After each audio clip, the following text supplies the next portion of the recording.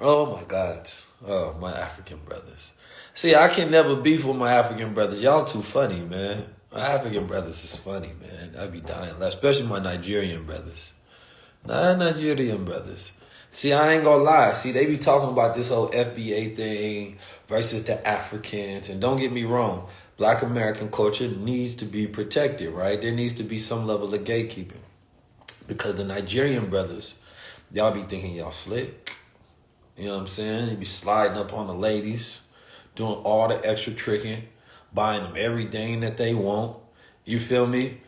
And so the women are confused. They don't know. Sometimes they don't know the difference. This is an African brother. This is a Black American. You know what I mean? We have different rules and different standards, right? He meets you. He wants to buy you a building. He wants to buy you a car. What do you need?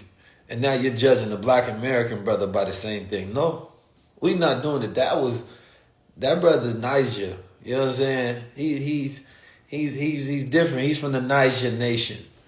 You know what I'm saying? And it's different. You know? I just think that it's okay. The cultural difference and the ethnic differences mean something. They should be there. You feel me? Y'all good at what y'all doing. But I do think that we got to recognize you dealing with something different, because even if she had a bad experience with her brother from Africa, then we got to know you first generation African, or you been here putting in work with us. If you fresh off the plane, you ain't immigrant to my brother. It's different. You feel me? I need to know a little bit. You know what I'm saying? We live in a global world now. It's not the same as back in the day ideas. You feel me? But my Nigerian brothers be getting to the money, though. I will say that. But y'all, and the London brothers and the Nigerian brothers, y'all be stealing all of our Black American roles. That's why they really be hating on you. That's why they really don't like you, because the white man that gave y'all all of our roles. They literally went and found a cheaper Negro. Like, that's messed up. We've been over here. Let's just say the slavery thing is real, right? The 400 years. And then they go give you our roles. How you get to play Martin Luther King? That don't make no goddamn sense to me. And shout out to my Nigerians. I love my Nigerians. I was just at a Afro Beats party, or whatever it's called. It was vibes, right? The Africans, they be in there hitting that. I just seen what's the African DJ? Uncle Waffles. You know what I mean? Y'all will play the same song for 30 minutes straight and just vibe. That's different. I ain't gonna lie, I respect that. It just it just hitting that for 30 minutes straight. Just and then just switch up one move. And then back to it. I said, oh, this is hitting. This is a vibe. You feel me? No words. No cursing, no killing nobody. You know what I'm saying? Ain't not one person died. Ain't told one story from the streets or the tribe or the village or the bushman. You know what I mean? Or from Swaziland or Zulu, Shaka. You know what I mean? None of that. You ain't talking about your rich, wealthy uncle. None of that. It just I'm like, damn, they not even gonna switch the song. First of all, this is easy DJing, and then Uncle Waffles got the stuff in her ear, like she DJing. I'm like, what is you DJing if the song stays the same? What is there to DJ? The song is the same. It's the same. I'm listening. I'm like, okay. Because the way she paying attention to this DJ, I said, okay, now she about to do something. Ain't no turntables, ain't no mixing, ain't no none of that. It's just, I'm like, what's she doing down there? But it's a vibe, though. I'm not mad at it. You feel me? But y'all came in and changed the DJ game, too. And y'all changed the music game. Out there vibing. Y'all came with all the vibes. I'm not about to compete with these Black Americans rapping. You know we got that. First of all, ain't nobody out rapping us. You know what I'm saying? So y'all just said, no, we'll give them the vibes. You feel me? I know y'all collectively had this. We will give them the vibes. And then when I was in Africa, We was gonna go out. So I'm like, yo, what time everybody going out? They said, we go out at 2. They said, I'm gonna meet at 2. I said, at 2 in the afternoon? I think that's a little early. They said, no, 2 in the morning. That's when we start. I said, wait a minute. No, that's when we finish. Why? What you mean? When you start? I'm in Ghana and they talking about 2 a.m. I said, 2? You want to meet at 2 a.m.? Nah, that's when we go to sleep. I don't think you understand me. I'm thinking it's a language barrier. You know what I'm saying? But we both speaking English, so I'm thinking it's a time barrier. I said, no, they tripping. It ain't no 2. It's like, no, we meet at 2. That's when we go out. I went, Dad, what time you in? 10. 10? So you partying from 2 to 10 with one beat. From 2 to 10, one beat. Just with DJ in there, not changing nothing. With one beat. Now I ain't gonna lie. When I was in, that was West Africa in Ghana. When I was in South Africa, they danced too good. You get insecure. They dance way too good in South Africa. They dance way too good. I know I'm not a dancer, but I felt like I didn't even want to shake I didn't even want to do this because I felt like even that rhythm couldn't keep up with what they was doing. They was doing some, throw it in the air, catch it, doing some invisible dishes. I was like, God damn. I ain't never seen nobody dance that good. It's like they had every ancestor in their body from every dimension. You know what I'm saying? They heard frequencies in the music that I didn't even know you had human hair decibel levels to comprehend. You understand me? It was immaculate. Them South Africans can dance and they vibes go crazy. Because I didn't even like Afrobeat music until I went to Africa because it didn't click to me. You know what I'm saying? I'm from the hood, so you know I like listening to gangster music. I like listening to R&B. I like listening to black culture music, right?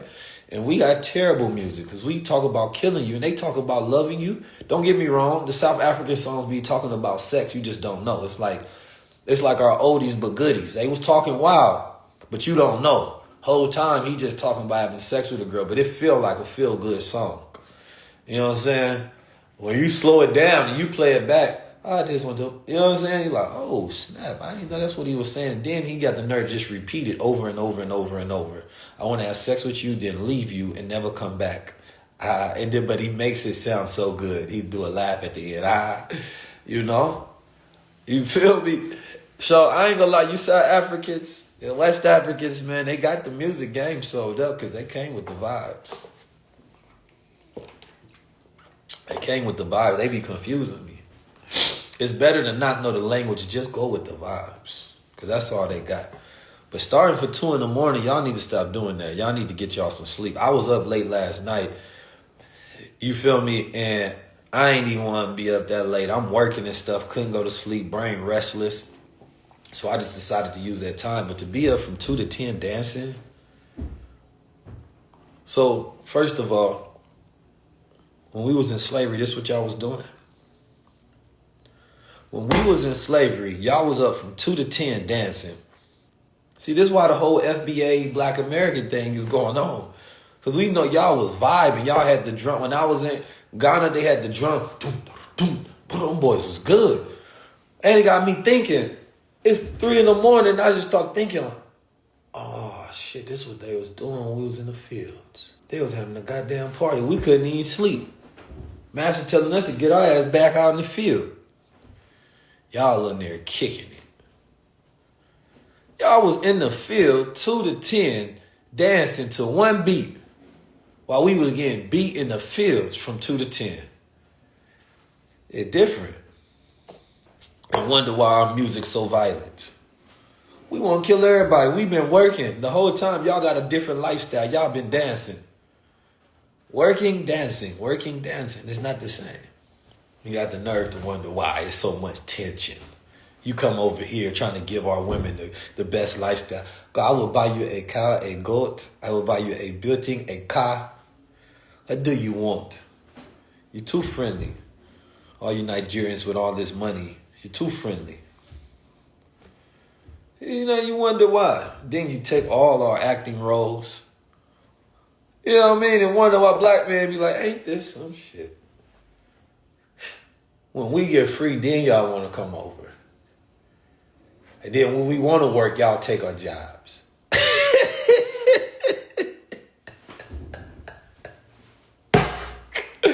I might have to add my stand-up portion to my tour, man. Woo! I'm just saying, man, you got to think about it. The only time I think about this is why I don't smoke weed. I don't even need to smoke no weed because my mind already thinks and hit blunt. You know, the meme where it say hits blunts, that's how my mind thinks all the time. My mind thinks and hits blunts. After a question, shout out, bro. I always try to make them entertaining, but it's real. You feel me? God damn. We you know, it's enough having artificial intelligence, but African immigrants to compete with, that's a different type of AI, man. You know what I mean? All y'all can dance. The Nigerians, y'all just be doing too much. Y'all like doing too much. But I rock with it. Y'all, I can see how, you know, we probably the closest. The Nigerians and the Americans probably the closest. Because y'all like to do too much. And we be enjoying ourselves. You know what I mean? I seen a brother come in there. I was at the event the other day, man. He had on a suit. It was like a general suit, but then he had like this fur coming down. Then he had these two African sisters with these wigs on. The wigs was nice, though. Don't get me wrong. You feel me? He just had that air about him. He looking around trying to see if everybody can see him. We see you. We see you, brother. You are visible. You know what I'm saying? The sister got on a red dress. He grabbing her booty and stuff. And he just keep looking around to make sure everybody see him. Because Nigerians sound like, in their mind, they say, He's looking around, I'm like, relax, brother. The whole vibe be loud. But I rock with it, though. I rock with it. You feel me? Especially the muscular Nigerians. They want you to know they muscular, for sure. If it's a muscular Nigerian, every shirt go be tight. And the dashiki go fit in a way where you ain't know dashikis could fit. You know what I'm saying? Every muscle go be shown. You know what I'm saying? Hey, what's going on, brother? You know what I'm saying? The energy just gonna be loud. You feel me? The Nigerians gonna let you know. And then Nigerians don't mess with broke people either. They do not like broke people. They talk to you less. The less money you got, the less they talk to you. You don't know why, but that's why. If you got money, then their energy a little higher around you. Hey, what's going on, Keys? I remember one time I was going through a phase. I ain't have much money. They must have sensed it. They said, hey, Keys, what's going on? I said, damn, what happened to the energy?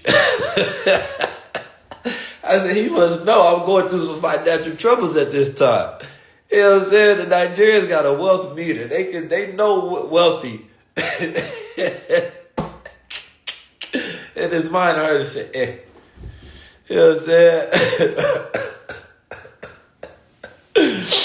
Oh, man, this coffee is hitting today. Shout out to my Nigerians, dog. Shout out to my Nigerians. That's what's up, though, man. No, y'all be doing y'all thing. Y'all come to this country doing, I think, pretty good. You feel me? Y'all be living it up. The Nigerians be low-key. You know what I'm saying? Because I think Nigerians really help the dark-skinned brothers in this country. The Nigerians really help the dark-skinned brothers in this country. Because I ain't gonna lie, we had a lot of colorism and we still got it. Light-skinned brothers are always seen as soft. Drake helped all the light-skinned brothers out. You know what I'm saying? Immensely. This is why they took his current loss so hard, because like he really helped them out a lot, image-wise. Drake was the PR person for every light-skinned brother in the world. He was winning, they was winning. You know what I'm saying?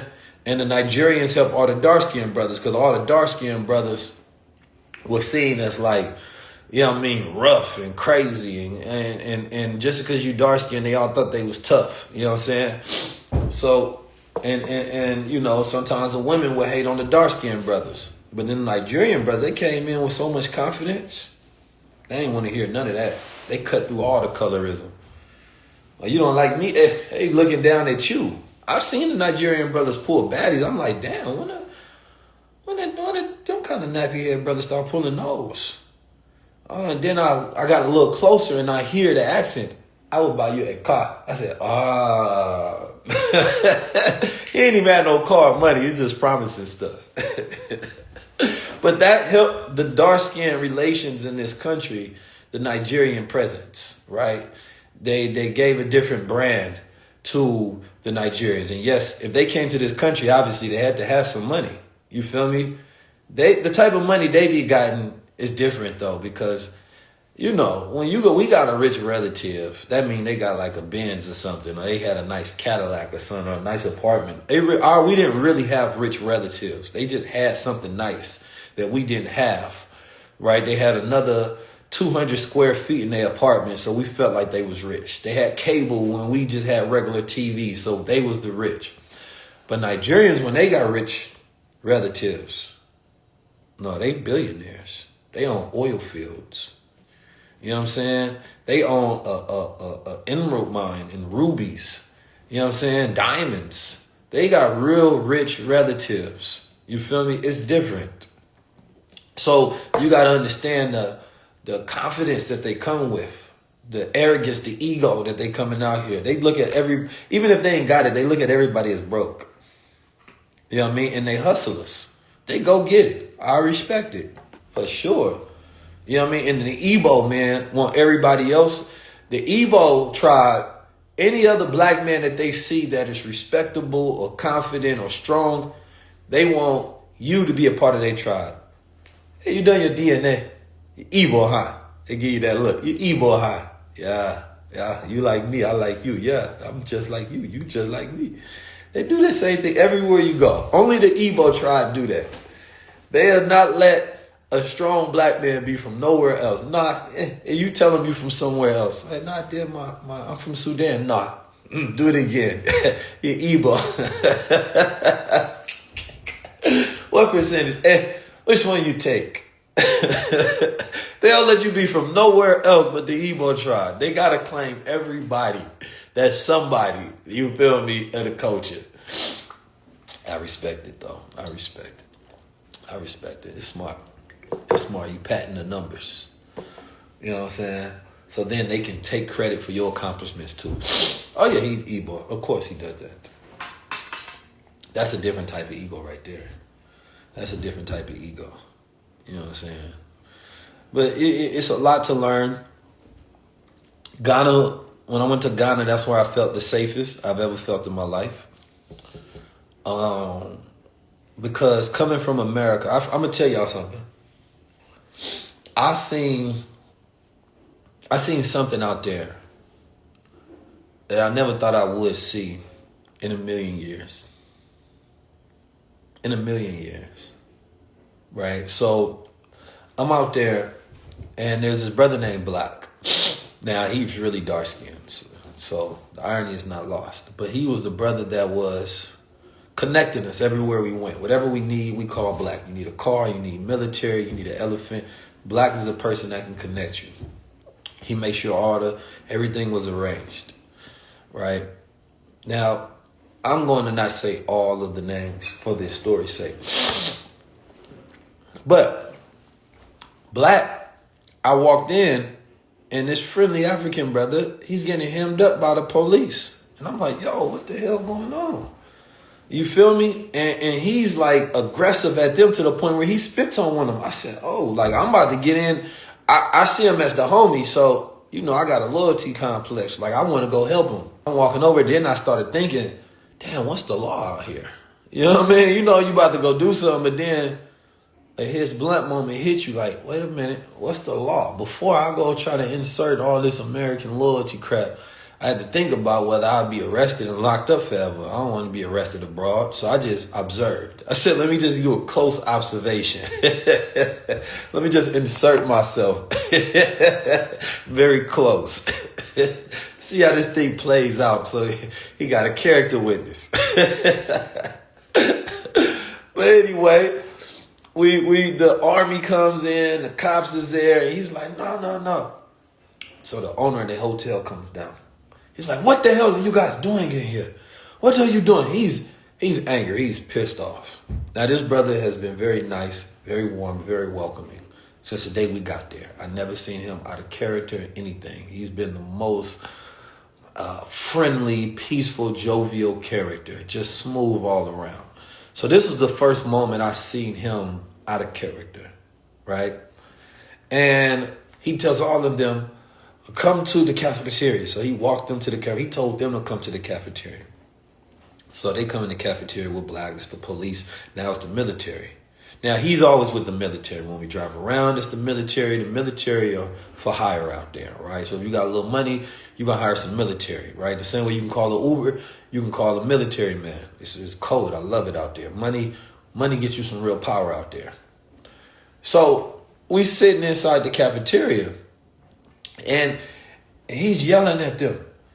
He said, what the hell is wrong with you? You think this badge means something? He's poking him on his chest. You know somebody poke you on your chest, and I ain't gonna lie, I hate it. Anybody poke me on my chest, I'd rather poke you in your chest.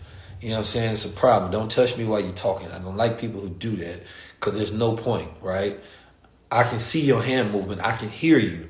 I don't need you to touch me and talk at the same time. People who do that, yo, bro, you got about one more tap. You feel me? But anyway, I digress. So we in there, and he's talking to them. He poking the badge, saying, your badge means nothing. You think that means something? You come to my place of establishment, and you embarrass me, and you're doing this, and you have no right to do here. You have no jurisdiction. He said, I will feed you to my lions. I said, damn. Did he tell them he gonna feed them to his lions? And he said, you, get out. You don't have no power. He told them to get out, and they started going one by one in a line. Like, you know, when we was in school, you get in a line. I seen the military and the police get into a line and go out the door. I ain't never in my life seen nothing more gangster ever. So I'm sitting there acting like it ain't like I see this all the time. Everybody else in the cafeteria start clapping, Americans. I'm like, I don't think y'all supposed to clap. Like, you know what I'm saying? You just have an intense moment, and they just clap like, scene. I'm like, I don't think you're supposed to clap. You know what I'm saying? You're going to get the cops' ego to start tripping now. But they in there clapping like it was a musical. I said, what the hell? Now, there's this thing called glimmers, and there's a thing called triggers. So triggers, of course, is like a trauma response. When you see something and it reminds you of a trauma and it takes you back to that place. A glimmer is something that gives you hope. You know what I mean? Something that you see that damn near inspires you, that makes you feel safe and warm and all of that. It's not too many times I have glimmers in my life. That was a glimmer. Then he walk up to me. You know what I'm saying? You good, Keys? And shake my hand. I said, yeah, I played it off like I see this all the time. Yeah, we do the same thing in America, man. In my mind, I'm like, this nigga a superhero. I ain't never seen no more gangster ever. Like, I ain't never seen nothing that gangster in my life. And here's the kicker, y'all. Here's the kicker. This the crazy part. The man actually had tigers. And he used to have a lion. He actually had... You ever get somebody that threatened you to say, I will feed you to my tigers, and they have tigers 2 miles away? How do I know? Because I visited the tigers. And when I met the tigers, they was hungry. So that means that they were ready to eat somebody. Africa is different, y'all. I've been in America my whole life. I ain't never seen a black man in America with even a big cat. I ain't seen him with a Garfield. This man had Siberian tigers. The tigers was white. He said, I will feed you to my tigers. And he actually had tigers. Do you know how monumental and gangster that moment was? For me,